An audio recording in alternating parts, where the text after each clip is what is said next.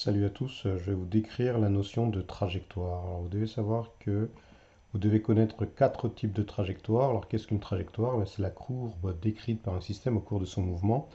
Par exemple, je peux m'intéresser à une trajectoire qui est rectiligne. Alors mon système, c'est ce cube qui est bleu.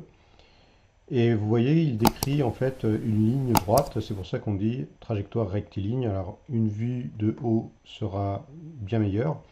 On voit que ce cube qui est bleu donc se déplace le long de cette ligne de quadrillage. Voilà. Maintenant, je vais vous parler de la trajectoire parabolique. Donc mon système, c'est ce cube qui est blanc et on voit bien qu'au cours de son mouvement, ce cube effectue ou a une trajectoire qui ressemble à une arche ou encore un bol renversé, d'où le mot parabolique.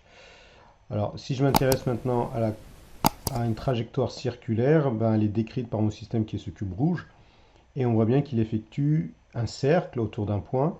Alors là encore une fois, une vue de haut est bien meilleure. On voit que ce cube qui est rouge effectue un cercle autour d'un centre qui doit être quelque part par ici.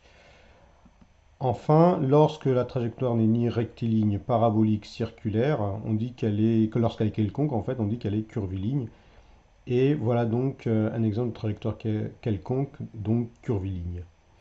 Alors les amis, on jouait à un petit jeu qui consiste à faire déplacer cette jeune fille le long de trois trajectoires. La première, c'est la trajectoire qui est rectiligne et qui est matérialisée par ses crayons. La deuxième trajectoire qui se trouve juste derrière ces crayons, donc c'est une trajectoire qui est parabolique, qui est matérialisée par ces disquettes. Et enfin, la dernière trajectoire qui se trouve au troisième plan, c'est une trajectoire qui est circulaire, matérialisée par ces tubes à essai.